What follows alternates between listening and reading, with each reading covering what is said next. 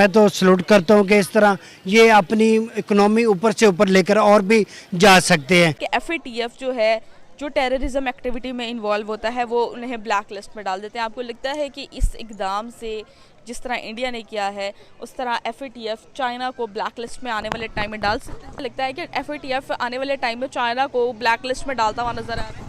अगर इस तरह की चीज़ें मज़ीद उनकी तरफ से आती नज़र आई पाकिस्तान में भी और मतलब वर्ल्ड वाइड चाइना की तरफ से, तो ऑब्वियसली पाकिस्तान वो चाइना को ब्लैक लिस्ट किया जा सकता है। एजुकेशन के मामले में भी, और अब आप यूट्यूब में देखें इनके गाने माशाल्लाह, हर यहाँ तक है कि पूरी इंडस्ट्री अब माशाल्लाह तरक्की के गामजन है। जिस तरह इन्होंने श्रीलंका की मदद की है। इंडिया की अपनी हालत देखें ना, वहाँ के जो आवाम है तो वो उनकी तो नीड मतलब बहुत ज़्यादा उनकी नीड्स हैं और वो बहुत ज़्यादा पुअर है। चंद हमें शहरों में या फिल्मों में जो इंडिया नज़र आता है, सारा इंडिया ऐसा तो नहीं है। अगर हम पॉवर्टी रेशो की बात करें तो पाकिस्तान की 38% है, जबकि अगर आपने गुर्बत की बात की है कि इंडिया में बहुत ज़्यादा है, अवाम बहुत गरीब है, जबकि अगर हम वहाँ की पॉवर्टी की बात करें तो वो 6% है। साथियों, जब Xiaomi के ऊपर ये चीज़ साबित हो गई कि लंबे समय से जो Xiaomi के यूज़र्स हैं जो उसका फ़ोन खरीदते हैं, चलाते हैं, उनका डेटा ये जो है चाइना सरकार को भी बेचा जा रहा है, बेचा क्या जा रहा है, सीधे तौर पर उनको फ्री में दिया जा रहा है। और उसी के साथ साथ में टेररिस्ट एक्टिविटी बढ़ाने का भी काम इसी के ज़रिए से हो रहा था। हिंदुस्तान की सरकार ने, भारत सरकार ने गर्दन से धर दबोचा और 5500 करोड़ की जो है इनके एसेट जब्त कर लिए। उसके बाद से चाइना भी भागा भागा घूम रहा है। चाइना में और भी समस्याएं हैं जो उनका लॉकडाउन बढ़ता चला जा रहा है। अब जो है इस चीज़ के चलते चाइना पे हो सकता है आने वाले समय में उसको ग्रे लिस्ट में भी डाल दिया जाए। पूरी चीज़ की अगर हम चलते हैं, आप चैनल को सब्सक्राइब करके बेल आइकन दबा लें। इंडिया की इकोनॉमी जो एजेंसी है, उन्होंने जो Xiaomi के जो मोबाइल हैं, Xiaomi के जो मोबाइल मैन्युफैक्चरर हैं, उनके 5551 करोड़ जो रुपये हैं उसे सीज्ड कर लिया है, क्योंकि Xiaomi पर जो है फॉरेन रेगुलेशंस का, इलीगल फॉरेन रेगुलेशंस का इल्ज़ाम है। तो आप इस हवाले से क्या कहना चाहेंगे कि यानी कि जो टेररिज्म को प्रमोट कर रहे हैं, उनको फंडिंग कर रहे हैं इंडिया के अगेंस्ट? अगर इंडिया इतनी बड़ी आबादी होने के बावजूद इतनी बड़ी बात करें तो ऑब्वियसली इसके पीछे कोई ना कोई रीज़न होगा। तो अगर हमें अभी तक नहीं कंफर्म, तो मैं सबसे पहले ये कहना चाहूँगी कि इस चीज़ पे हमें इन्वेस्टिगेट करना चाहिए और उस चीज़ को बाइकआउट कर देना चाहिए। ऑब्वियसली अगर उस चीज़ के पीछे इतने सारे रीज़न्स और इतनी सारी ऑब्जेक्शंस आ रही हैं तो हमें उस चीज़ को कंटिन्यू तो नहीं ना करना चाहिए। कि अगर कोई भी मुल्क जो है वो दूसरे के ख़िलाफ़ कोई इस तरह का काम करेगा, मुदाखलत करेगा, कोई इस तरह की जो है वो या साजिश करना चाहेगा, उसमें मुदाखलत करेगा कि ये उन्होंने टेररिज्म जो है वो फैलाना चाहिए, उसे प्रमोट कर रहे हैं, तो इंडिया का अच्छा जो है वो अगर उनके अकॉर्डिंग वो लोग कह रहे हैं कि ये इलीगल है तो हमें भी इससे अवॉइड करना चाहिए, क्योंकि ये एक इलीगल काम है और उसमें फ़ंडिंग करना मतलब according to rules and regulation that's not right. तो ऑब्वियसली हमें इन चीज़ों से अवॉइड करना चाहिए। कि Xiaomi जो मोबाइल कंपनी है चाइना की, वो टेररिज्म में अपना एक पार्ट जो है प्ले कर रही है, इम्पॉर्टेंट पार्ट जो है वो प्ले कर रही है, इसलिए उन्होंने सीज कर लिया है।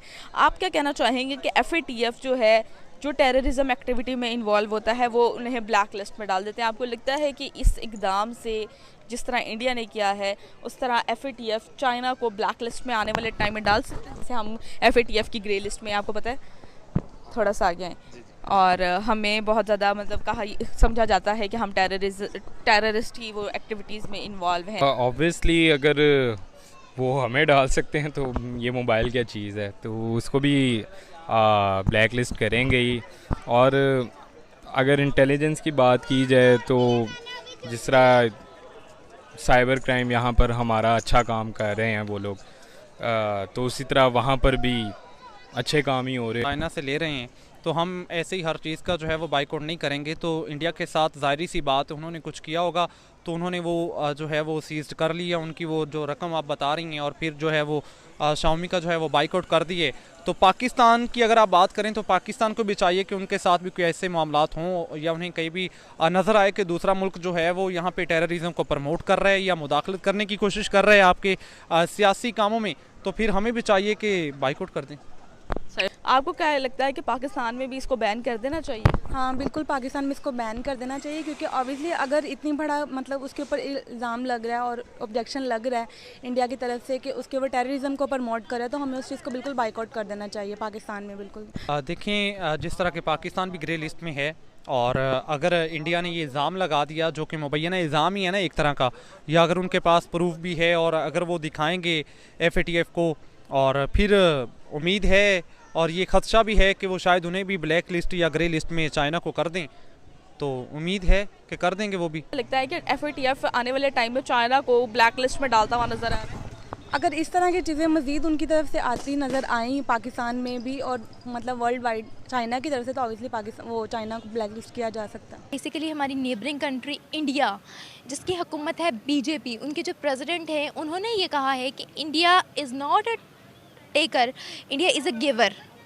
सही कहा उन्होंने, सही बोला उन्होंने। कितना सही? देखिए एक्चुअली ऐसा होता है कि उनकी जो गवर्नमेंट पॉलिसीज़ हैं वो बहुत अच्छी हैं, यानी कि वहाँ पे एक्सपोर्ट बहुत अच्छी है। पाकिस्तान इस तरफ बिल्कुल तवज्जो नहीं देता। फिर वो अपनी इंडस्ट्री का ख्याल करते हैं, उनका GDP रेट सही जा रहा है, प्राइवेट सेक्टर को आगे करते हैं। वहाँ पे रिलायंस है, टाटा है, गोदरेज है, वहाँ पे कितनी बड़ी बड़ी ऑर्गेनाइजेशंस हैं, और इकॉनमी जो है वो प्राइवेट सेक्टर से ही उठती है। बिजनेसमैन तबका ही उठाता है, ना कि कोई पॉलिटिशियन या कोई भी वॉट एवर सो नहीं उठा सकता। ठीक है, और दुनिया में मेरे ख्याल में कोई भी IT की ऐसी सलूशन नहीं है जो इंडियंस के बगैर हो। हर मतलब IT में जो है ना वो दे आर रूलिंग नाउ।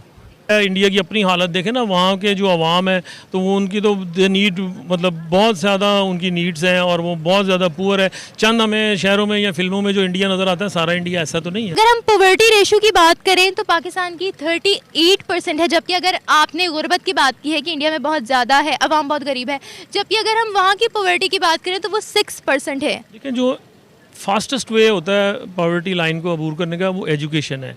वहाँ एजुकेशन ज़्यादा है, हमारे यहाँ एजुकेशन नहीं है। एजुकेशन के मामले में भी, और अब आप यूट्यूब में देखें इनके गाने माशाल्लाह, हर यहाँ तक है कि पूरी इंडस्ट्री अब माशाल्लाह तरक्की के गामजन है। जिस तरह इन्होंने श्रीलंका की मदद की है, मैं तो सलूट करता हूँ कि इस तरह ये अपनी इकोनॉमी ऊपर से ऊपर लेकर और भी जा सकते हैं। बताएं कि हम दोनों कंट्रीज़ जो हैं वो नेबरिंग कंट्रीज़ है, ठीक है, एक साथ हमें आज़ादी हासिल हुई, पाकिस्तान को एक दिन पहले जो है वो आज़ादी हासिल हुई। फिर इंडिया की एक्सपोर्ट्स इतनी ज़्यादा अच्छी क्यों? इंडिया मेडिकल सेक्टर में ही नहीं बल्कि हर सेक्टर में हमसे आगे क्यों?